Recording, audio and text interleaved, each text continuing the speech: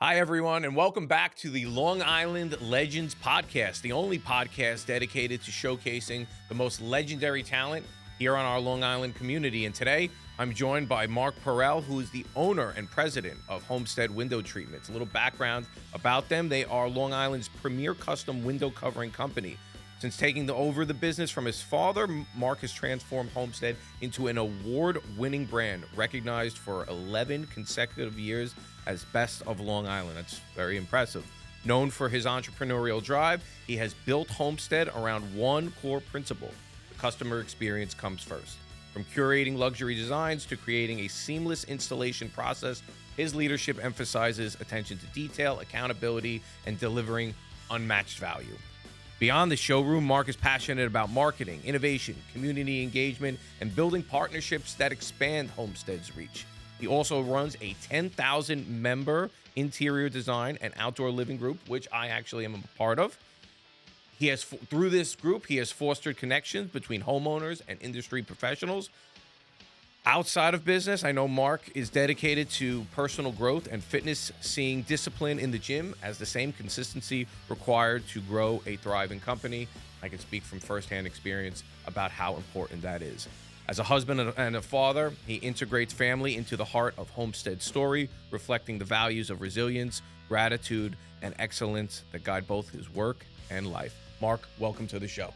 Oh, thank you for having me. Appreciate it. So give us a little bit of background. One of the things that I really actually find very interesting about you is you're this jacked guy. I see you at the gym putting up all this weight, right?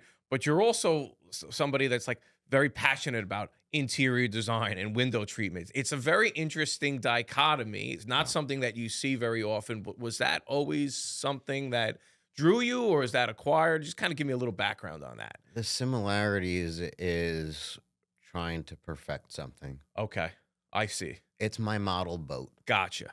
It's, everyone's like, what's your hobby? I'm like, well, I'm thinking it's business in my head. And people think that maybe that is wrong and I'm wrong. Sure. But they have a hobby. Maybe it's making a model Corvette, right? Or doing something in the backyard and building this. My hobby, I like to build, or I like to work on something, whether it be my body or the business. So I kind of fell into the window coverings, and I realized I was a natural at what I did, but it's really it's more like a project. I like to have my projects. Okay. So you look at window treatments in a way as, almost like perfecting a house, right? And then going to the gym, perfecting your body. Do you see that kind of like going hand in hand? It was more like perfecting the business. Oh, gotcha. Okay. Like getting the business to be what I want it to be. Okay. Like imagine the business is my body, and now I'm going to the gym, I'm doing the things, Sure. I'm taking the nutrients. That's really what it was. Now I enjoy the window covering part, but I'm going to be transparent too and totally honest. I love the fact that I can make people feel more at home and happy in their homes. But before I did this, I was a trainer, Okay. and I felt like I changed lives, Okay. right? Like I'm really, really made a difference. So I love what I do and the fact that it's ours. We get to build it and such, but the perfection comes more so to build the business, more than just the passion for the design. Now, the design and the passion stuff, that kind of just came. Now it's just like I went to so many houses, so many things that I could see, and I think I can design a window better than a designer, not a room. Sure. I stop at the window. Gotcha. Okay. Right. But I can now really see and envision with the windows. And again, it's totally, and then yes, it's the perfection of the design. Okay. It's whatever I do, it's got to be that 100%. What led you to get into the business after you were a personal trainer? Now it's different. You can do probably as well as you want to do as a trainer because you have the internet, Yes. social media reach. I can train people in Tokyo, Of right? course, If I yes. wanted to. 20 years ago, that wasn't the case. And you're kind of capped. Yes. With your hours, $60 an hour. Yes. It's like, how do you hire other trainers if you're only charging $60 an Sure. hour, right? So I just didn't see a future Okay. on Long Island. I'd love to. If one day I retired, sold Homestead, I'd probably go straight to like the fitness The fitness industry. industry. Yeah. Okay. So what, at least you felt like you were capped from an income standpoint, right? You had this So, family business. And what? well, yes and no. So I was capped at that. So I was like, okay, so what am I going to do? I tried mortgages. I was horrible, horrible. And then my dad has a window treatment company in Albertson in Nassau County. Okay. So I worked for him. I worked for him for 7 years over there. Okay. And we didn't get along the best. I could relate to that. I Right. worked for my father in the construction industry. Yeah. So, So it's tough. You have your ideas. It's their pockets. yes. Your ideas usually don't lead to them reaching into their pockets. I would get discouraged Sure. in a way, and then I ended up being a lousy employee. Yeah. I could also relate to that. I Because was like not if a you good take one I'm either. like very and if you take that from me, I'm just a statue. Yeah. If you take away that drive, I just Sure. don't. Sure. So I just observed. And then one day we really got into it. And then next day I go into the store. He kicked me out of the store that day. So I was kicked out of construction sites, so I can relate. so I get back to the next day and he's reading an email about someone selling a window treatment store. I just so happened to be behind him at the time. He deleted it. And I said, "Can you reopen?" I said, "What is that?" A week later, long story short, is I owned it. Okay. And I ended up competing with my dad for 11 years. Oh, wow.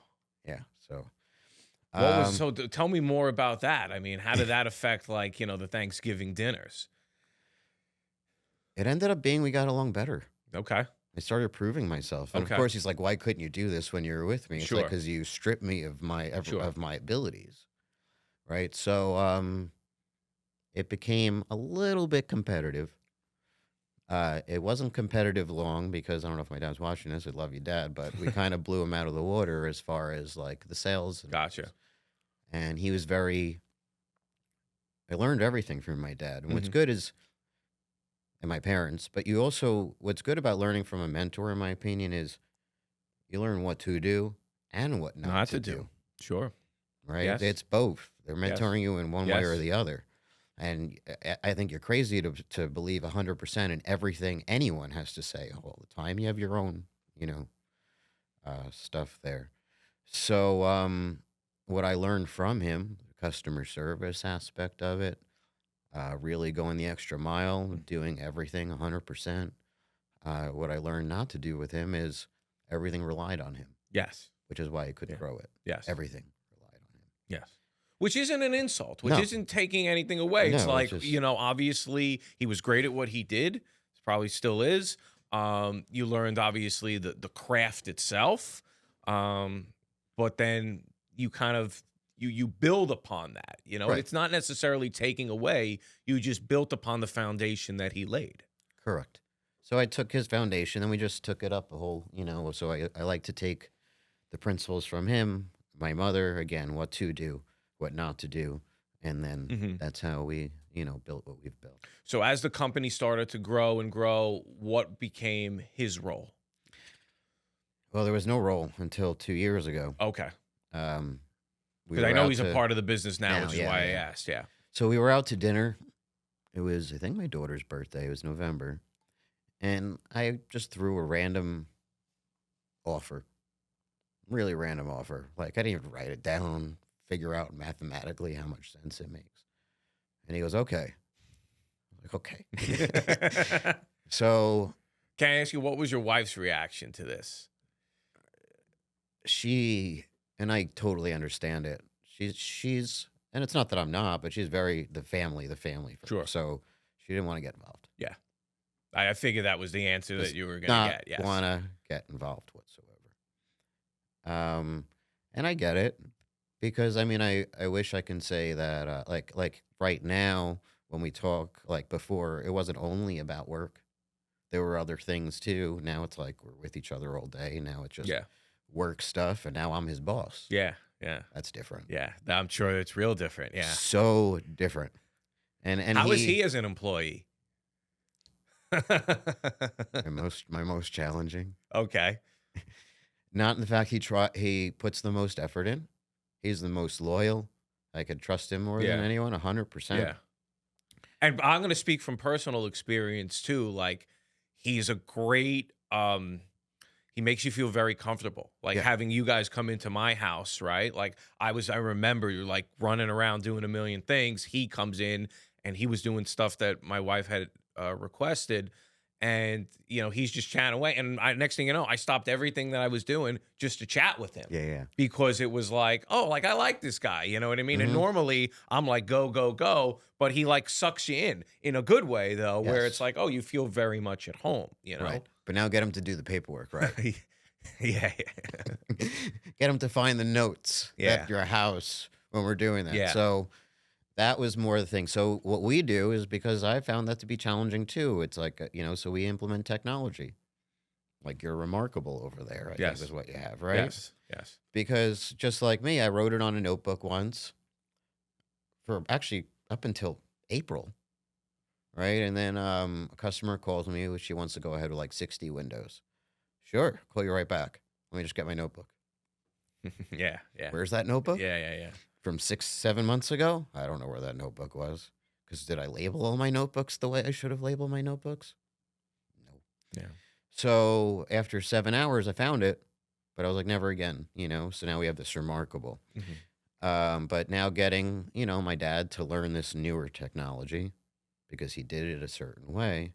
And, it's just like anything. And men, this is our biggest problem. Our testosterone is our biggest, one of our biggest assets, but it's also our biggest problem. Yeah. Sure. We don't know how to ask for help. We know everything. We've been doing it a certain way. You can't tell us. Try giving someone advice at the gym, Yeah. No. right? Despite how I look compared to how they look, try giving someone advice at the gym on how to help them. So that's a challenge, getting to do those new things different because you've always done it a certain way. That's so the trust is there. It's getting them to do just everything, the process. Now, as you're growing and you're building this business, aside from him, what do you feel were in the early stages of Homestead Window Treatment the ways that you grew your business, that you got the word out there? Because you were buying somebody else's existing name, right? Mhm. Now you're expanding upon that, right? What did you kind of do to elevate yourselves and get you kind of above all your other competitors? Ah, pure brute force Okay. effort, everyday effort. When I say it, like so I always admire people who start a business from total scratch, but I don't understand it either. It's like, why not have a call, get a store, and the phone's ringing? Sure. It just helps a little bit in Yeah, the of beginning, course. right? Yeah. The problem is though that they had a pretty crappy reputation at the time, but at And you least the didn't phone know was that. Did you ringing. know that going in? They were doing. I can't even imagine they were doing this much revenue because I took it over 14 years ago, and it was 7 years prior to that. So 20 years ago, they were doing $1 million in revenue. Okay. It's a lot of money 20 years ago. Yeah. Um, and then when I took it over, they were doing just over 200. Okay. So it was a combination of the economy tanking in '08 with a lack of drive and effort. She lived in Miller Place, the owner at the time. If it rained, she'd like not come. If it snowed, doors weren't there. When I got inside, she was so interested in her new venture, which was like healthy dog treats. So the whole back of the window treatment store was like up to the ceiling and like baskets for window treatment treats, for dog treats. So yeah, it the phone was ringing a little bit, so I was able to, So what I did was I had a sign on the door, "Be back when we had a consultation," and then I come back, answer the phones. It was very Yeah. just me. Yeah. At night, what did I do? I took their contact list, envelopes, flyers, licking every single one of them. Yeah. Like, because I don't know, I didn't even think about the water. I just licked every single one of Sure. them, stamped them, handwrite them. Whenever I go to family, that was the perfect time to bring them all over so everyone else can join in on the fun on helping me rewrite these envelopes out. And most of that stuff didn't even work. And then I had the idea of going into the malls. I thought that the local traffic, if they see our name there, Sure. would be huge. And at the time, malls were bigger. Of course. People were before the What pandemic. malls do you remember advertising in? No, not advertising. Oh. I had a kiosk. Oh, you had a kiosk there. Gotcha. Uh-huh. Okay. And we had In multiple malls? started with Whitman. Okay. We had then left Whitman, and then we had Roosevelt and Smith Haven Okay. without Whitman. I had motorized shades on display, and I thought that as you're walking by, the peripheral vision kind of gets you to stop to see what's going on. So we had it for about a year or so, and the why it failed, in my opinion, well, it didn't. Why it's not no longer why we weren't able to sustain it. Like it didn't fail in the fact that it got our name out again in front of the local community. New ownership and everything, same name, new ownership. But it fed the employees. I'm out doing my consultations. They're texting on their phones, the whole time. So like there was a time I went to the booth and I took a stopwatch. I was like, when is he going to realize I'm here? 8 minutes. I'm standing at the booth, like more or less in front of him. He's just staring at it. So we booked consultations, probably about 1 or 2 a day, which was great. But we could have done so much more at the time. I thought the mall was brilliant. Mm-hmm. Thought it was a great way. But it was just the wrong people. And then at that time, I couldn't hire management. It just wasn't. Mm-hmm. I wasn't able to do it.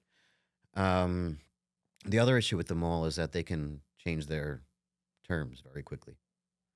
So they raised our rent by 60%, told us 30 days we have to accept it or not. And if you don't mind me asking, what was it to put a kiosk there? $3,200 a month at the time. Okay. It was a while ago, too. And this was back in 2014. Yeah. Yep. I mean, I got to imagine, it's probably triple that now? I don't even know. Yeah. So, and if you wanted to be there in Christmas time, you had to leave.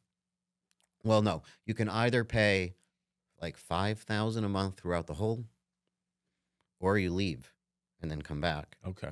Or you pay $13,000 a month. Wow. So they just changed. I didn't. Yeah. We were relying too much on something that we had no handle on. Mm-hmm. But it got your name out there. But it got our name out there. So it failed in the way that, like, I wish we could still have it and stuff. Sure. I wish the mills were still going. I thought it was a great way to get our name out, little satellite locations. But it was a challenge. It is a challenge. But, I talk about this a lot in business is sometimes the way you think you're going to get customers doesn't always turn out the way you expect it.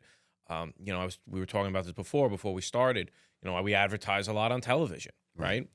A lot of times, a lot of our business has come from people, and you don't get a lot of referrals in the real estate fix and flip business, right? Buy your home. But a lot of people who have found us on TV have appreciated the brand we've built, the customer experience that we've provided, and have told other people. So in essence, right, those other clients that we've gotten are also people that have found us in essence on TV, right? I didn't get as many leads as I thought. My cost per lead is much higher, but when I go back and I trace where these leads have come from, now all of a sudden you start to realize, oh, okay, this didn't go the way I thought, but that doesn't mean it's not a successful form of marketing. Right. There's some marketing out there where you're expecting results today. And then there's other marketing out there, like your branding and like building that trust. That's forever. You're a tomorrow customer. That's forever. You're a tomorrow customer. Yep. So we and back to so we built it through Facebook. That was the next step. Once the mall was done, had to pivot again. We got lucky because again I found that I was talking to you about it, but I went on Facebook. We posted a picture. I saw a little boost button, pressed it. So all the prompts, thought it was exciting. Boosted it for $25, got 160 comments, and we ended up booking 120 consultations. Yeah, for $25 in spend back in 2014. So we didn't tell anybody. We hushed. I took every dollar out of print. We just threw it into boosted posts. People think I was a marketing genius. It was abstract art. It was just me clicking on different things. Sure. Try $6. Let's try $7. Let's try this location. Let's try this, that. And we ended up, God, we jumped from about 500,000 to 1 million in about 2 years of using Facebook Wow. as the next generator. Yeah. So, you've talked a lot about the marketing stuff. How excited do you get about different marketing techniques and different strategies? Because every business, in essence, is a marketing business, right? I mean, I tell people who want to do what I do to remember, you're not in the real estate business, you're in the marketing business. You have to be able, in your case, attract the right customer. In my case, attract the right seller, right?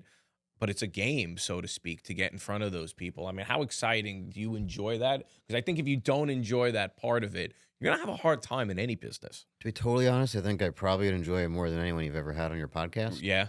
Yeah. I live for it. I love it. There's stuff that still gotta until I retire, hold in. Fair enough. But there's finding finding other channels well, long story short, I had people on my marketing team for me. I was overstaffed.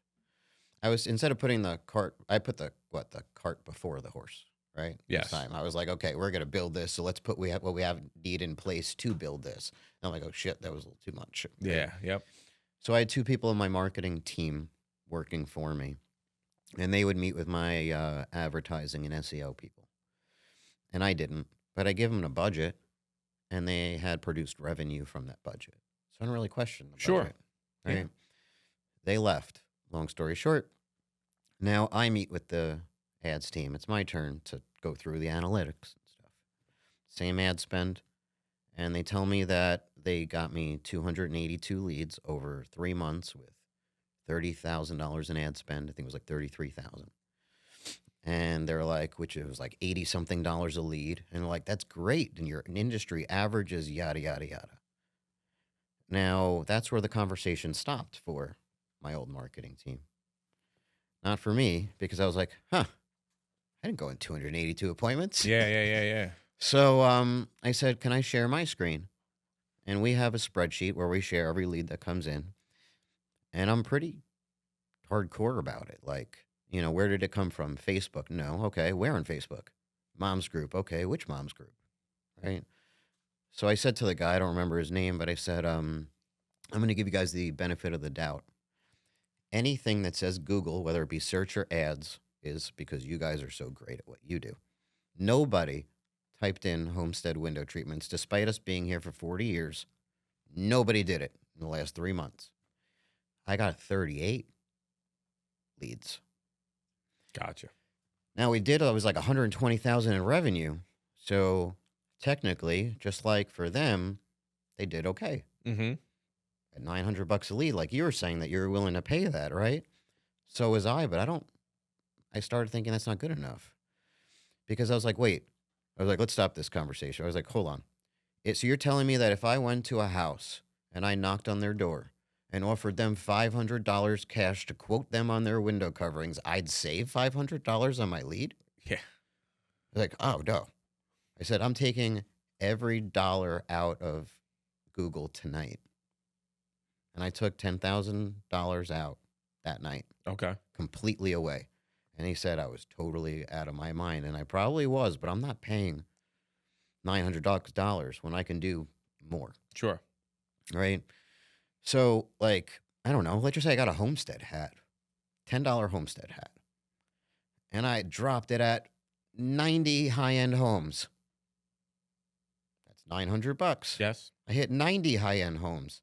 Instead of going to the one lead, right, that potentially needed window treatments, potentially is now quoting me with 3 different people, needs 2 windows, or maybe they thought I sold exterior shutters. Sure. And I just paid $900 for that instead of $10 for the hat. Yeah. So I was like, okay, so what can I do with $900? Now every lead, I think of $900. And what's the best value my experiment is how does my leads keep getting better while lowering my cost per lead? And I'm not satisfied until it's going to be, and I'm crazy, until it's a couple bucks at the most. I'm not satisfied. And I think I could do it because we have been. So I lost my marketing team. We took out $10,000 a month. I'm saving now over $200,000 a year in marketing. Yet we increased our revenue. And that was all because of finding, things and ways of, and then there's your past customer list that we Yes. were talking about. Yes. Yes. So tell me more about that. So what I was saying is to you prior, it's kind of like dating, and people buy from you and they know, like, and trust you. Dating, it's kind of similar, right? They're going to date you again. You might have a fantastic night because they know, like, and trust you. Same kind of situation. So your past customers, we don't have little black books now because everything is so digital.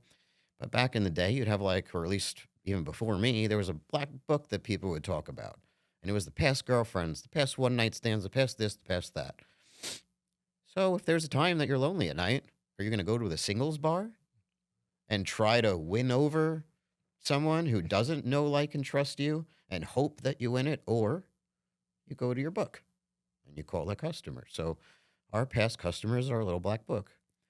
Now I have someone on the phones all day reaching out to past customers, and I segment the list. Did they spend over $10,000 with us? Did they buy motorization? Maybe want to remind them about battery changes. Mm-hmm. Do they need future work do they need future work? Because we meet with our salespeople once a week, and we say, do they have future projects? Yes or no? If it's yes, times are slow. Now we have a list of past customers that need us, right? And we're going down that list. And then I learned this from my friend, but we started segmenting our customers. Labeling. Birds of a feather flock together for the most part, right? So we label our customers from C, B, A, VIP. A VIP is someone checks on the table, right? Spending a lot of money, and they refer you. They're not beating you up on your margins. That's your VIP customer. A customer, same thing, lesser value jobs. C customer, doesn't matter if they spend $50,000 with me. Calling me at 3 a.m. All these things that's a C. It's not just dollar value there. And then your B is everyone else, like your normal customer that you have to win. You have a 60% chance of maybe winning that customer over, at least in my industry. And we do that because now we're not marketing the C's. I don't want that ass talking to his friend saying he could chew me down, this and that, referring me to another big shot ass. Now I have two people calling me at 3 a.m. Curious, not to cut you off, have you ever been able to pinpoint where the C customers have come from? Usually, yeah, it was from Google. Okay. It was from paid. Okay. Just like, again, your relationships. A paid relationship isn't going to be as meaningful as one that is developed. I asked that for a reason. Ben, your VIPs? Our VIPs are usually referrals. Yeah. Usually the referrals or referral partners. Gotcha. Right? And then what I started doing is we started using our muscles with the Facebook group. How do we get referral partners without it costing us money? Well, let's give them a chance to get their name out in a group with 10,000 people. So a perk of referring us would be, now we're getting you out there. I don't want the referral fee. Yeah. I want you to get one designer got almost got $1 million project. Wow. And we didn't ask for $1. I got the window treatment job. Yes. It was 160. Yeah. Fine. Yeah. Fair deal. Yes. Right? Because Yes. now, if you get more business, who are you going to go through for window treatments? And a lot of people, so we leverage that part also. Just finding those, I can hand someone a $250 gift card to my store with no minimum spend. Am I crazy? Well, let's just say my margin's 50 to keep numbers even. What was I paying per lead? $900. Now I'm paying $125. Yeah. They're going to need more than one shade. Yeah. Right? So now another way to kind of get it lower. Hey, give you $100 off would you mind writing about your experience in a Facebook group? I'll give you $100 off. Boom, boom, boom. 2x2. So that $100, 50 margin cost me $50. Yes. I get 2 calls from that post. That's a $25 lead now. So we kept trying to strategize. That is my thing, is finding these ways to spend as little as possible and get serious customers. And our average sale went up 20% this year, and our marketing spent keeps going down, Keeps going down. keeps going down. Now, as you talked about referral partners before, what have you found to be the most effective strategy for not only bringing in as many referral partners, but what quality referral partners? Because you know as well as I do, I'm sure you've figured out ways to refer people business, and you probably have not gotten it back. Just like I've gone on free consultations and not gotten the order. Sure, sure. The best, in my opinion, I had well, I guess it was sort of falling out. I have a family member who had a family member that was helping me out with sending me lists, right? And with those lists, we would do whatever marketing we were doing with them, right? And I told him if we get an appointment, I'll send you a couple bucks. I started getting the text messages. Did you schedule any appointments today? Did you schedule any appointments this week? I could see where this is going, Yeah. right? It's not going good. And I'm like, well, let's talk about ways that I can grow you, right? How do we, because I can give you $200 and it'll pay for dinner, or let's try to grow each other Sure. so that you're going to get a referral partner that buys, he was a realtor, that buys a huge house from you. What if it takes 3 years, but you sold a $5 million house? What are my $200 Yeah. checks doing for Yeah, you? of course. They're not Right? seeing the big picture. There's no big picture. And I find that all of our referral partners, that's transactional, it's no good. The referral partners that I get because it's traded value, true conversations Sure. about how to grow each other's businesses, portfolios, and all that stuff, eventually that comes back. And I'm almost happy that too few people understand how easy that is. I know. Where sometimes people think, well, what do I get out of it? Yeah. Doesn't have to be today. Just like Yeah. fitness. What is one workout doing for you? Oh, yeah. Nothing. You can work out harder than I ever have in my whole life that one day. You're still not going to look as good as I Of did after course. that workout. Of course, because you put in the work for years and years For and years and years, years and years, and you're getting then more out of it. So it's just looking for bigger pictures, and then it's and it's always like you're thinking like, if I do this, what's going to come back, and what's that value in the Mhm. future? I bought a Porsche, okay, and I'm like, okay, well, this is crazy. Why would I do that? Okay, well, what if I start driving in Porsche groups? What if I now meet Porsche owners, right? What if now they're referring me, right? It's like there's just a big now all of a sudden you have me having fun in my car, but it's paid for itself. Yes. People, it's not. Yeah. It wasn't like that money was just out of pocket. It literally paid for itself. So like instead of just thinking like, oh, it's $1,500 a month. Well, what's that relationship? Those relationships or whatever it is, right? Mm-hmm. So that's how we kind of work it out. Now you're putting yourself in the right. Sounds like you're trying to always put yourself in the right circles, right? Because, I mean, I know this. Like you guys do excellent work, right? And having been in the business and hiring contractors, like you will always get hurt when you hire the cheapest person. Now, doesn't mean that necessarily the most expensive is the best, but I can promise you that when you hire the cheapest, they are definitely not the best, right? Correct. And so when you come in, you're charging a price. I think it's a fair price, but it's certainly not cheap, but you're getting superior quality work out of it.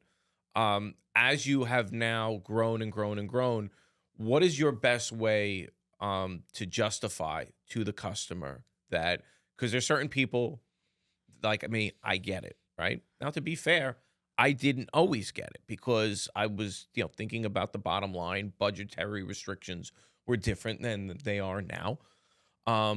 What are you doing now to kind of get in front of the right people that understand the value you bring, whether it's a referral partner, whether it's the right customer? one, how are you identifying them? And then two, if you're not sure, how are you able to convey that to them? Almost giving up paid ads is like the answer in a way. We're now in front of people that have been referred to us, that trust us more, or we're going back to our past customers, or I have creative ways of finding people that actually need us, not just want us, but they truly need our services. And then, but even those, they need our services doesn't mean they're not cheap. Mm-hmm. I know they have I know they have the capacity because I only target those with the capacity, but they might prefer their Lamborghini over their shades, Sure. right? We all have stuff we spend money on and Yeah. not. I hate buying new socks. I just think they're too damn expensive, but I have a Porsche, Yeah. right? So some guy might have awesome shades and a shit box. Some people might have, a Lamborghini in the garage because that's just what's Yeah. important to them and what's Sure. not. And I will say that, like, I didn't always get into window treatments. My wife would be like, "Oh, we need shutters." I'm like, "Oh, this again," Mhm. But then you put them in, and then, like, after the fact, you're like, "Oh, wow, that actually really makes a difference." You know It what I makes a mean? difference. It's hard to, but obviously it's hard. So it's hard to. It's always hard to sell just when when people are shopping around and you are the highest price. And Yeah. how do you do it then? You have to be different, and that's it. Again, back to dating. I don't know if I want to say it in here, but like the analogy to the lowest price. Yeah. No, Okay, no. a low top shirt showing cleavage. Yeah. Yeah. Yeah. Yeah. All right. How low do you want my shirt to Yeah. go? Yeah. Yeah. Okay. Yeah. I know The what I mean. easier it is, Yeah. or you got to work for it. Right. And now you have you have that better relationship. It's a better Mhm. project. It's a better Yeah. everything when you work for it. So you got to be different. So can you describe that? I mean, how you've passed? There's a culture inside your organization, if I may speak on behalf of that, that emphasizes the customer experience, right? So you've gotten the people who work for you and with you to buy into this. What does that look like when somebody's coming on an appointment? What can they expect? So one thing like I have a whole list of differentiators. And like this is how to differentiate yourself from the competition. And what we've done too is we've secret shopped our competition, just about every one of them, and we know what they do or what they don't do. So we want to do what they don't do, and then emulate some of the stuff they do, but then Mm-hmm. make it better. Um, so when we get there, the idea is to obviously get there on time, offer to take your shoes off, not park in the driveway. These are all things, again, you're pulling up to a date and you honk the horn. That's not a good start. Yeah. You get to the date late, not a good start. So did the guy last Friday, Yeah. right? Your car's dirty, not the best Yeah. start there. Every single thing you do on that first date is going to determine the outcome of that Mm-hmm. relationship or not. So it's that whole entire experience from the moment you walk, not even, well, the marketing has to obviously show it too. So it's got to be the whole experience. But the salespeople, the experience from I like to call and tell them I'm on my way and tell them the ETA. And why? Just in case you're doing something before, I just want to let you know that I will be there in 15 minutes. That right there Yeah. It almost puts them at ease, puts too. them at ease. And they're like, oh, who did that? Yep. My competitors did not do that. That's point number one. Okay, we don't park in the driveway. Maybe a point for somebody, maybe not a point, right? Offer to take off your shoes. Probably point number two. Yeah. The other guy didn't get it. I bring a gift. Something. Thank you so much for having us over, right? You're not supposed to go to a house empty-handed when you Yeah. go to a holiday. So why are you going to your customers? You're expecting a check when you leave, Sure. but just like you're expecting to eat when you go to your like family's house, but you bring something to show your appreciation. Oh wow, thank you. Something like that. Then we're actually holding the hand samples on the window, not fabrics. And then I'm telling them, hey, my competition is gonna show you these little swatches, and I don't believe in spending big money on little swatches. I want you to see what it looks like up on your window so you know how much does it stick out? How much is this? Because everyone's going to tell you the good, but I'm here to tell you the stuff that you don't like because the relationship is worth so much more to me than this sale. And you're just going through that. You just make people then feel at ease. You give them an option. You tell them that, hey, like my competition's going to push you motorized everywhere. I'm not. Why don't you do it over the door? You can't reach that. Yeah. Right now, there's the trust because they're trying to upsell you motorization everywhere. I'm saying put the motor where you need it. Sure. Once the trust is there, even if that person, let's just say that person got it, they got their motorization upsell. They didn't build that same trust that I did, but I got the sale and the trust. Yeah. And now and the relationship. And now we have referrals. Yes. So they've made a little bit more money with the upsell. I built the trust. They make more money today. I make more money over time. Long Island residents, do you have a house that you want to potentially sell off market, your terms, your timeline, your way? Or do you know of somebody that could benefit from that? Then definitely give us a call. You can reach out to us at 631-333-SELL. The number is below, or visit our website at SuffolkCountyHouseBuyers.com. And for any deal that you refer over to us where you are not the seller, the first deal you refer to us, we pay a $5,000 referral fee. The second deal, we pay a $10,000 referral fee. And get this, the third deal that you refer to us, we will split the profits with you 50-50. And some of our deals are multiple six figures, so this can be a life-changing amount of money. It could pay for weddings. It could pay for college, anything that you choose from. So please take advantage of this great opportunity. Once again, we're looking for off-market opportunities where a seller wants to sell on their terms, their timeline, their way. So you obviously, I could tell, have someone that has a long-term vision, right? What are you doing to communicate to your team this long-term vision? Because sometimes it's hard. You know, we as entrepreneurs, obviously we're thinking about the future, but we also kind of get bogged down in the day-to-day, right? That's a big battle. It's a big battle between what I have to do now versus the long-term vision. And there's certain people that get too caught up. I know that I'm guilty. I get too caught up sometimes in the day-to-day, not enough time in the long-term vision. I say think in scenarios. Sometimes it's not always a bad thing because at least you're keeping the motor churning, where certain people, all they do is think about the long-term vision, and before they know it, they're out of business, right? What are you doing to kind of strike that balance? I struggle with it. Yeah. I'm going to be totally honest. I have a fantastic team, but I drag them to the finish line. Okay. I do. I am still the motor. Why am I still the motor? Because, and we're working on it right now. I'm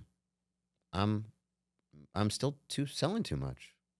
If I'm out in consultations all the time, who's managing? Who's doing all this? So for me to get, people definitely know how I feel, and I think that most of our employees should have that same kind of culture.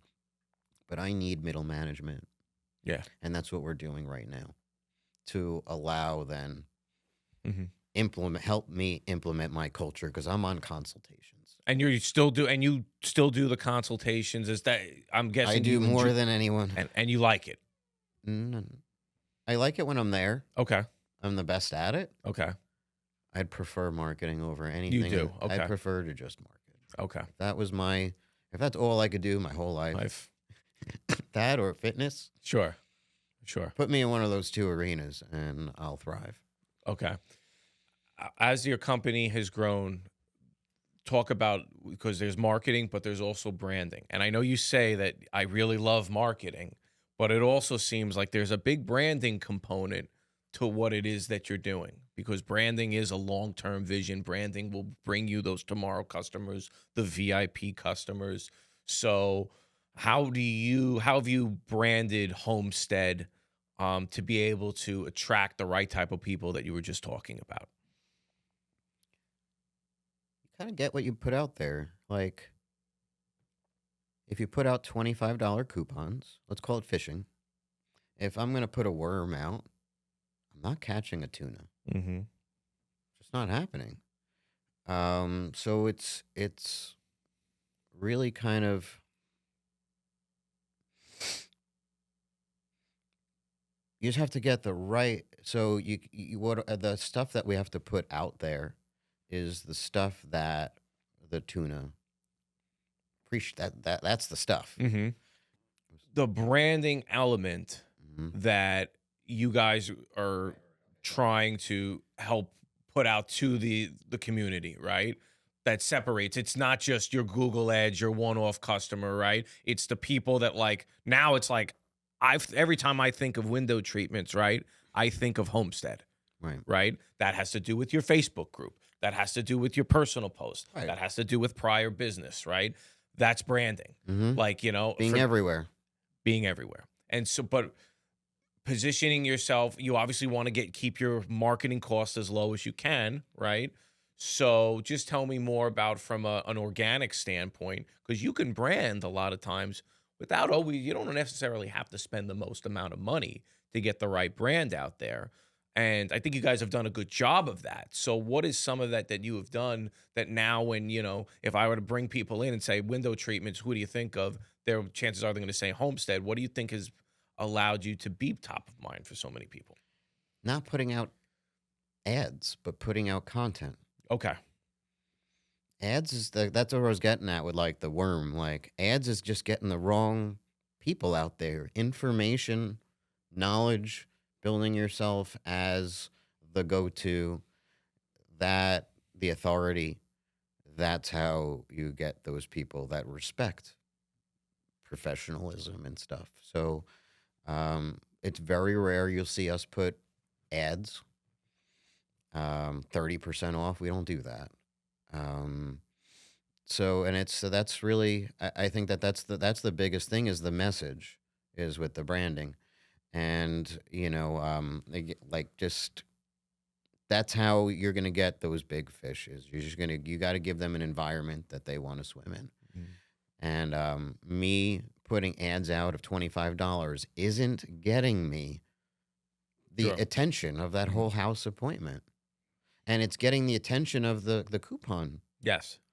So by all means, let my competition put their stuff in the Yeah. coupon books all day long Yes. with their $25 coupons, where I'm giving out $1,500 coupons off of orders of 15,000 or more. Now, a big part of your industry is staying ahead of designs and trends and things of that nature, right? I'm doing a house out east in the Hamptons. Not a very big house, but we've implemented a very cool, I feel cutting edge type design that you don't see there, right? And not all of our houses are like that. But to that point, what are you guys doing? Because obviously you're selling this great customer experience. But ultimately, at the end of the day, too, I know that when people are going to show up to this house, it's going to be like something they haven't seen before. And so, what are you guys doing to showcase, window treatments, interior design that people haven't seen before? And now all of a sudden, it's like you take a guy like me that may not be the most excited about window treatments, but now you've put something in front of me I've never seen before. Now you've got my attention, Right. right? Is there anything that you guys are doing to help sell that vision to homeowners to say, like, you're getting something that looks really cool and nobody else has? It is a challenge there. A big challenge too is that everything is custom and you want customers to be happy at the end. So as creative as I want to be, once you put up something up there and they don't love it because it's not used to them, now all of a sudden, it starts. Yes. It now comes back to you. So I wish I can say that we are doing things design wise that nobody does. I cannot say that. Okay. I could say I think we do it better, Mm-hmm. but I can't say that you're going to get a design from Homestead that nobody else can come up with. Okay. I don't think that, I mean, I'd be lying, I think, if I could say, that. But it's, again, the knowledge, the videos, the content. How cool is this product? That's how I try to get you to do it. So they're just, they might take a picture of the product where you're now seeing videos of us showing you how it goes Mm-hmm. up, or you'll see little advertisements of us making like jokes about how like you really need it in like how this can actually. I have a joke up there where the like the husband Didn't want to spend extra money on the motorization. And so basically, I'm napping on the couch. My wife is downstairs right in front of the shade. She says, Mark, honey, I'm napping. I need you to move the shade. Honey, I'm napping. You're right there. You didn't want to pay for motors. Okay, great. So I got to get up, go downstairs, raise the shade, go back to lay down. Mark, I don't love where you adjusted it. Can you come back and readjust the shade for you? So it's just like, it's just little things like that. I think that get someone interested in kind of what we do is that we'll just show it a little different. It's the same thing, but we show it differently. Yeah, I mean, that's really what it comes down to. My showroom is going to look very similar to another showroom. It's just like, it's all about the people that are in it. But to that point, right, you said, okay, we may not have a product or a design that's, going to stand out. But is it safe to say, that your team members, yourself, because you said it's all about what the customer wants, have a better way? Because I may not know what I want. I may need somebody to help me get there. Yeah, we're great at guiding. So from that standpoint, Homestead, better than anyone else, can guide that particular homeowner to the vision that they want better than anyone. I say so, and I do think I think we can 100% blow people away with our designs. What I'm saying is that we're not going to have a one of one creation. You know what I mean?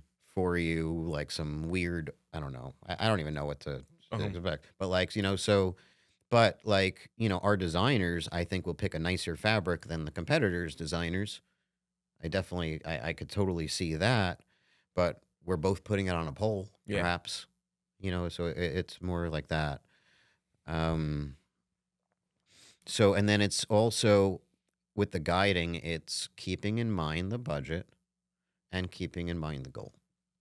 And I think that we are very, very, very, very good at doing that because, some cars lease better than others, even though they're more expensive. Yeah. Every company might have different promotions from the factory that other ones don't have. So it's, it's just taking a look at their windows and saying, hey, I can get this for you. And you don't have to get what you think you need to get. I actually have something that you think would have been more expensive, but it's not in this specific scenario. Yeah. And most of the time you pay for what you get, but sometimes there really are that extra promos from the factory because you're not selling a lot of it and they want to give you an extra perk for the month. Yeah. And you're utilizing that, right, to help better the customer experience, right, getting them to where they need to go without necessarily just more money isn't always better. No, right? And then the good thing, too, is I also you're optimizing their budget. And giving us a better chance because if it's the right product, my design team is being asked by me to lead with the products we have the best promotions on because I know my competitors don't on those. There's a product called Duet. I might have this very close to the same cost factor as my competitor, and he might just work lower on the margins, and he's just less than me. But if I have another product with 30% off or whatever from the factory, and I know they don't have that, why am I going to start with the Duet? Where I know I'm not going to be, unless, again, it's not the right product. We're not. So we have stuff out there that, we'll lead with, and now the customer's like, wow, I'm able to get all those Roman shades for that price. Would have never have thought that. So we do kind of, when we're walking in, we have an idea. And then we also have an idea of who we're working with as well. I think that just like going on a date, blind date, so to speak, no pun intended. You have a date with someone, and one way is you just meet them. The other way is you look up who are they? Who am I meeting? Who are their mutual friends? Is there someone that knows a little bit more about this person that I can now know a little bit more about this person? Yet we go on these consultations totally blind? That's silly. We have social media. So we'll look into, our customers that we're going to and get an idea of who we're going to, what's important to those people. Not everyone shows it on their social media, but that's big. Yeah. You Yeah. know, that's a really big deal. Yeah. Um, it's like, hey, because especially the mutual friends, that's a simple one. Sure. Oh, you know Nicole? Yeah. Yeah. Yeah. Boom. Know, like, and trust. You don't have to go through any of the spiels. You Yep. don't have to go through any of this stuff. Yeah, that's important, and it goes a long way. I mean, obviously, you want to. It goes back to when your dad came in, right? And it was just chatting it away, telling stories, And I take a guy like me that's busy, like doesn't want to stop. Like to get me to stop is pretty hard to do, right? But he was able to do that. Mhm. And I know obviously there's a lot of things you say you do differently from your father or that you've built on, but I get the sense that that may be one of the things that you took away, right? Which is how to create a conversation where it doesn't feel salesy, where it just feels like you're just talking to someone you've known for years, right? To me, that's a big advantage that most other companies overlook. Oh yeah. I mean, it's you're dating. It's getting to know your person Yeah. before trying any moves. Yes, Right? exactly. So, You just walk in and try to kiss your date. That's not going to work out so well. but how many people do that in the business world, right? They come in Everyone. into your house and right away they're looking to make the sale, without getting to know you, without building that trust factor. And Right. it goes a long way, and people don't even realize it sometimes. I think there's a lot of organizations that have companies have the best intentions, right? Maybe it's nerves, maybe it's lack of confidence, whatever it is, right? But you do that, and then you've lost the sale before it's even begun. It's just not realizing that it's wrong. Yeah, It's just not knowing any better yeah, and not like putting two and two together that you're at the house, but you're also with someone. You're yeah, trying to sell a project, but you're with someone. yeah, And I think that's a really big. I love it yeah. because we can now. It's so easy to be different. It is, but to that point, you've brought people in, right, to go out on appointments. Have you ever had to reteach people, or do you prefer to have somebody with no sales experience and come in? Hey, yeah, you're laughing, right? But and come in and then you teach them exactly the way because it's really hard to unlearn those bad habits. Yeah, so this is where I love everyone on my staff. Um, if I started from scratch and I built a team with middle management and I wasn't doing consultations, I would only hire people without experience. Being that I'm constantly on the road and now I know I'm going to fail at training, it is so hard to then get someone new, but I know it's right. I know it's right because just exactly what you said, having anyone learn new tricks is next to damn impossible. And I'm in another group with 80 other window treatment companies. And I'm like, the thought was always just like, you tell your employee to do something, they're supposed to do it. And I come to find that that's the opposite of what happens. And you have to accept it in some ways, shape, or forms. In some spots, obviously, there's stuff that's not, and some in a way you almost have to. I still don't understand that. I still can't get over that, but that's the case. Yeah. So moving forward, as I slowly get out of sales, the new people we hire will have less and less experience on the road as far as exactly doing what we do. They have to have the traits. Hmm. They have to have the ability, they have to have the capacity, they have to be hungry, but they don't have to know the window treatments. And all my friends that have bigger companies than me, they one of the questions is, do you have experience in the industry? And if they click yes, they don't even call you. It's like almost like a trap Yeah. because they don't want that because experience doesn't mean it's good experience. It Yeah. certainly isn't your experience. Sure. So it doesn't matter. Yeah. It's just and then all of a sudden you have a good culture and you have one person who's not doing it, and then you know how that goes. Yes. Just like any sports team. Yes. You can have a great 30-point a game score, but the team doesn't do anything because, like there's just no chemistry. Yes. You talked about being in a mastermind with other window treatment companies. I know how this is being in a mastermind in my own industry. How do you not get caught up with the comparison game? Obviously, running your race, doing what makes you guys good. Sometimes you go, my mastermind, we meet 3, 4 times a year. It's a big event at a hotel. Of course, everybody wants to inflate their numbers and, obviously get the full story. And of course, some people, I did X amount in gross. Yeah, what's your net? You know what I mean? Like, what'd you really make? Because you had X amount in gross and you had close to that in overhead. So you're really not making anything. Do you find yourself getting caught up with the comparison game and seeing this guy that, may do a lot more? I'm like, man, I want to get there. Or do you have you, as entrepreneurs, that happens, that competitive side of us, wants to elevate in comparison to others? Or have you just decided, hey, I'm going to run my race now and forget everyone else? I'm going to learn some things, but as far as what they're doing in overall numbers, I'll take that with a grain of salt. No, I'm in it to learn from them and to actually mimic Okay. a lot of what they do. And because they got to where I want to be, so I therefore think that I don't know enough. Okay. And that's it. Okay. They've been there. Now, again, you learn from your mentors what's good for you, what's not good for you. I have a couple of people who keep telling me one of our biggest challenges is cancellations. And the bigger companies overbook. And because they know they're going to cancel. It doesn't sit right in my gut to overbook someone and move them to the side just because they have a small consultation. I think of it as their time. At the end of the day, I do get screwed every freaking time still because I refuse to overbook. But then there's a million other things that they do that I'm like, oh, wow. Like, even just analyzing stuff. Sometimes it's so easy. It's just math. And it's simple math. It's take your revenue, divide it by your appointments. That's how much every appointment is valued at.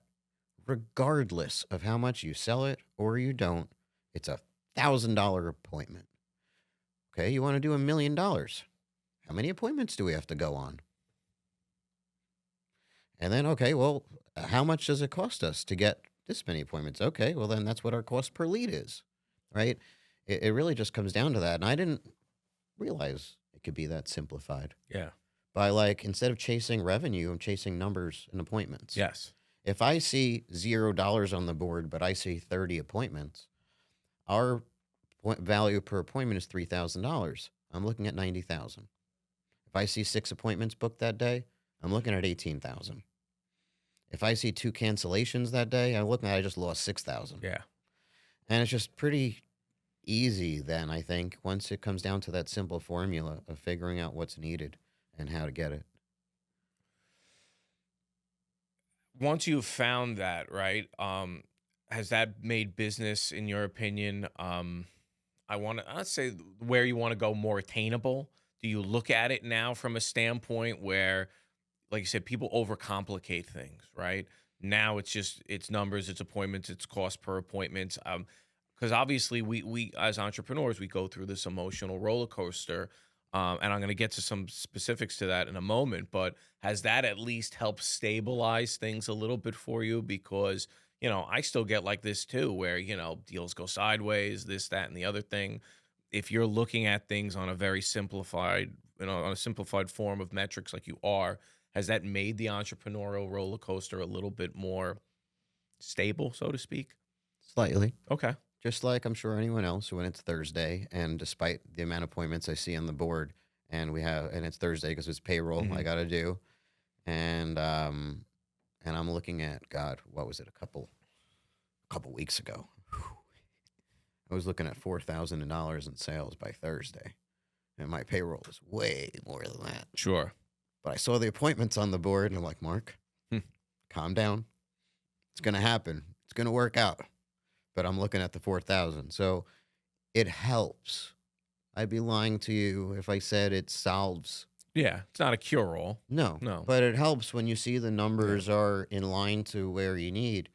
Even if the sales are down, but the appointments are there, it's like, okay, at least there's at-bats. Yeah.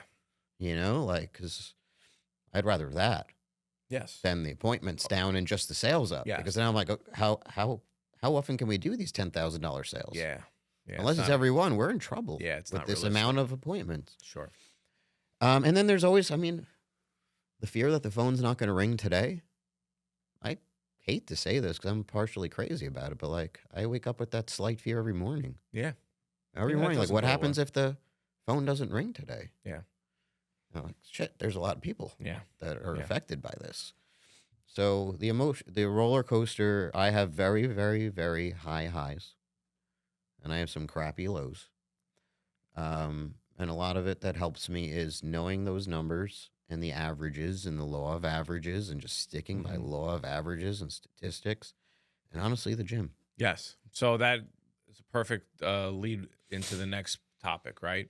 You and I go to the same gym. We run into each other from time to time. You keep yourself in fantastic shape. According to your dad, you occasionally allow yourself one cheat meal, and that's a Hershey Kiss. That's what he said. So I don't know. You're laughing, but to that point, you're extremely disciplined with everything that you do from a fitness diet standpoint. Okay. What has that allowed you to do from a business standpoint, not just from a mental stability, Mhm. but to help grow Homestead? Because I can tell you from a personal standpoint, being overweight and having a good business to then taking care of myself and having a great business, I could tell you that was a springboard for that happening. So when, at least maybe this isn't the case for everyone, but me, I feel like when I'm my own boss, it's hard to just, don't have to be somewhere. You don't have to do something. I kind of need it. So to me, I have to go to the gym. I have to get my macros in. I have to do this. I have to do this on Tuesday. I was able to book this the 2 weeks in advance on Wednesday because I knew today was my day off Yeah. from the gym. Because I went 2 days on, 1 day off, 2 days on, one Yeah, day off. yeah, yeah. Perfect. Wednesday. So it's like I need a schedule. I need a manager. So I give myself things that keep me where I have to kind of stay on point. And the gym being a big part of it. Like I'm when it comes to the gym, like I'm nuts. Really, I take it to but that's also, you have so many jacks of all trades and masters of none, right? Yes. When I do something, I really like to give it my all. Otherwise, and maybe it's bad because I don't even want to touch it. Yeah. If I'm Yeah. just gonna stink at it, if I'm only gonna do it once, I'd rather put my time into something Sure. that Yeah. whatever. So like to me, it used to be actually billiards. Okay. I would I would say I played at one point 60 hours a week. Oh, wow. I would set up, I would take my finger, put it on the table in one spot. That's where the cue ball went. Lick my finger, put another table. That's where the object ball went. I'd have to shoot it 100 times perfectly before I continue to the next thing. I'm so disciplined. If I do something, I take it and I give it my all. Mhm. And I ended up being the highest level handicap in the league and all Okay. this stuff. And I can't say for that I had any chance of winning a pro tournament, but I was able to play in them and not be laughed at. Yeah, sure. Like I was able to I had one really good set against one of the best players who ever lived. Wow. So, and that's because if you do it, I feel like you just gotta do it right. Otherwise, just like anything else, you do it 50% here, you do it 50% there, and you're just actually ending up failing everywhere. You're not succeeding in anything. At all. And I've seen this, the whole term serial entrepreneur. I was actually thinking about this in the shower today, and I was saying to myself, like, the people that are quote unquote serial entrepreneurs, it's like, I don't really buy into it too much because there's so much that goes into a business to be great at it. And we're all humans. Yes, you have the Elon Musks of the world, right? But he'll probably tell you that, if he gave all of his attention to SpaceX or Tesla, it'd be better than what it already is. But at the end of the day, like, I mean, there's none of us are like him. And the ones that are trying to do multiple businesses at once, right? Like, they're not getting anywhere, No. right? What's that word that everyone uses? I'm a good multitasker. To me that's saying you're just not good at focusing. Yeah. It's Yeah. it's actually, Yes. for anyone watching this, at least I feel like any entrepreneurs that have read anything. Multitasking, saying that you're a good multitasker is telling anyone that you are not focused. Yes. Yes. Well, first of all, multitasking on its face is impossible, right? Because you can only do one Thing at once, and then that means you're not doing something else, which means something is failing somewhere. You are not multitasking. Yes. You're juggling. Yes. Right? Yeah. So that's why. So when I do something, I really try to, and that's definitely the gym, where I know how many calories I'm going to have today. I know how many ounces of water. I know how many grams of fat. I know how many grams of carbs, and I know how many grams of protein I'm going to have today. And I kind of need that structure because I need someone telling me what to do. And some people don't need that, maybe. I have all the discipline in the world, but not the motivation. Yeah. Well, that's the whole thing is, people talk about what do you do to stay motivated? And I say, well, nobody stays motivated, right? Instead, you need to develop the discipline to do the things that you need to do when you don't feel like doing them. Because like you said, it's easy to go to the gym, right? Like when you feel like going to the gym, but how many days do you really feel like going to the gym? Honestly, I go to the gym like 6 days a week, and I feel like going to the gym 0 of those. Yeah. days. I mean, I would say I do 4 workouts a week. So let's just call it 16, 17 a month, 1 or 2 a month. I'm like, oh, yeah, I'd like to go today, right? But tell me about the days where you don't feel like, You mean every it. day? Yeah. But no, because now you develop that. Right. Now you've developed this because how many things in your business do you not feel like doing? Of course. So, and then you just give yourself hacks. Yeah. I have my shoes are untied next to my bed, staring at me in the morning. It's like I don't even have to unknot the shoes to put them on because I'm trying to. And I haven't done this in a little bit, but I have a hat from my old mentor. It says FYE. It means fuck your excuses. Yeah. And it would be pointing. So I'd have my shoes and I have my hat. So when I wake up, I'm like, I'm not going. Staring at fuck your excuses and my shoes untied. So that's what I mean. So motivation is short-lived. Motivation. If anyone tells you they're always motivated, they're lying.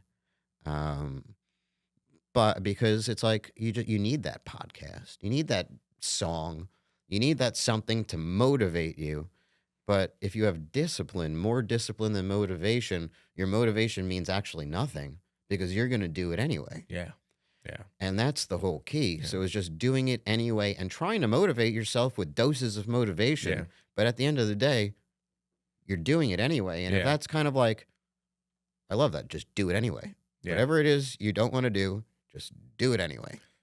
And it works out. And, I think motivation has a factor, but it's an accelerant. Yes. For your discipline, right? So once you've developed this, listen, there are times where, like you said, I don't want to go.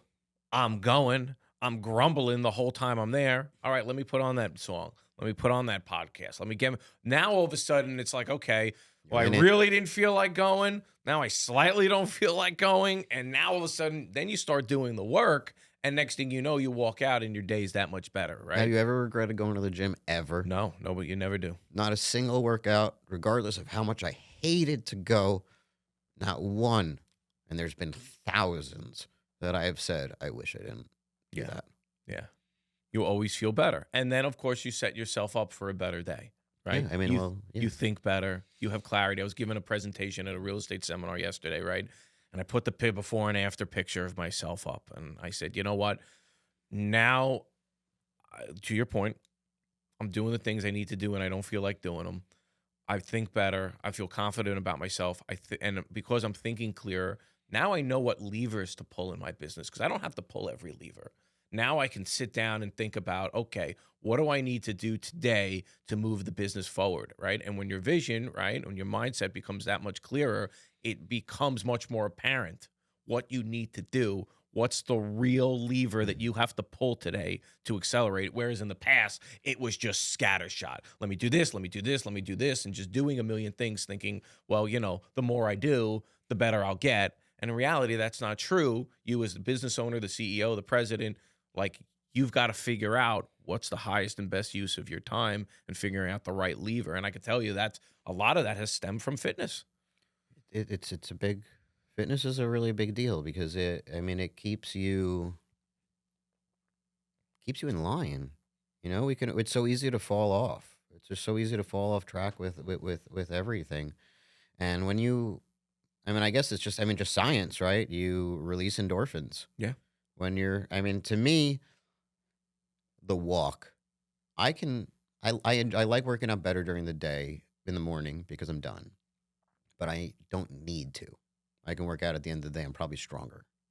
I had more meals in. I'm probably stronger. Probably afternoon. I'm probably my strongest, it's, um, it's that mental, it's the walking.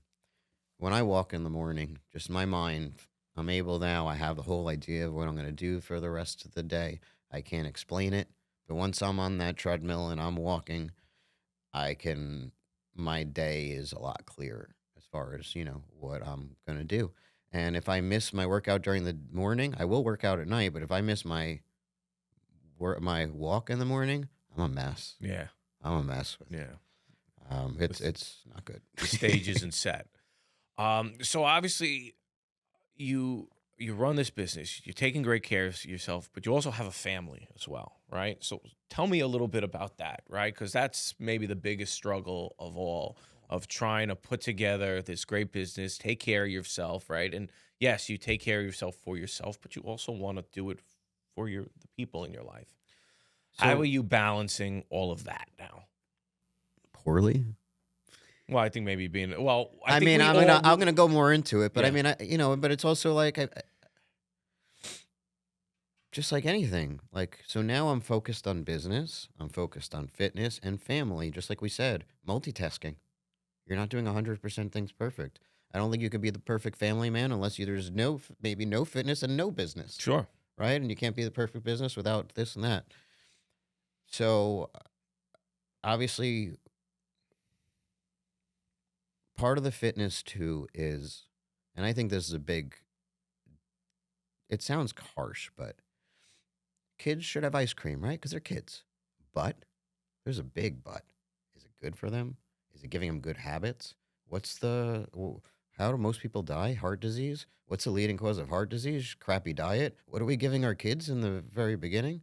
Ice cream? So what are we teaching them to do? Kill themselves? I'm just in a very, Yeah, right? yeah. Like, I mean, if kids you should have junk food. They should have candy because they're kids. Let them be a kid. Great.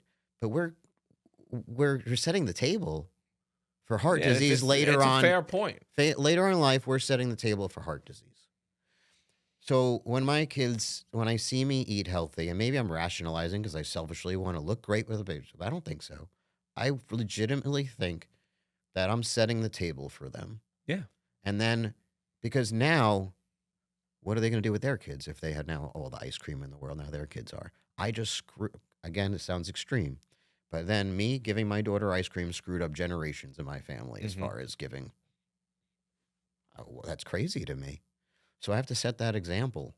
And sometimes it's not only the love, which obviously I want to do and I'm there for it, but it's also setting an example of like just life and health and like, the importance of work and supporting your family. So I don't think that maybe at the age at 1.5, I think my daughter's starting to see that a little bit more, and understand it. And she actually eats slightly better than her friends. But I think that it's really important, even if some of the daddy is not always here. I think that that could make a longer impact in Hmm. my families for future to come. Now, as far as like the balance, my wife and I also work together. That's the number one biggest challenge. Yes. You talk about your day sometimes. Yeah. My If you wife if and you I work didn't, together in essence as well because she's the attorney for the business, right? She has her own independent law firm, but her law firm handles all the closings, the buy and yeah, sales of all the properties. So in essence, same yeah. thing. So I know exactly what that's like. So if I've known you for 20 years, we've talked about everything in the world, and we work together all day long. Usually you're talking about your day or what's going on. I know everything that's going Yeah. on. I know everything that's going on about the day.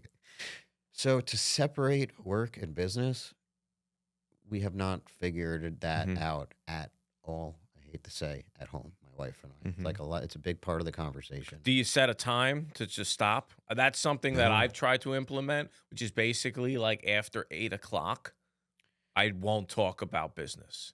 I, and tr- that's awesome. yeah, And I want one day we can do that, but that's when we get our most work done gotcha. because we're not in the weeds at work. The kids maybe are finally asleep.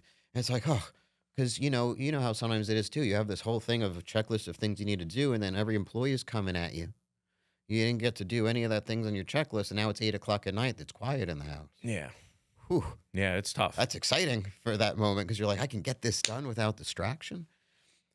So I miss it. I mean, I try to. I've talked to my wife about like monthly, weekly, biweekly date nights, and it's Sure. just so hard to make it work.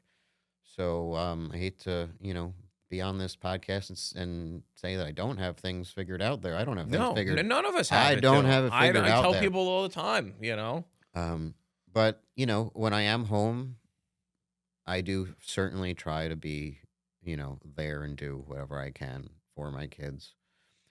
With my kids, I want to be the example for them, but also, and my wife isn't stern, so it's like I hate that I have to be.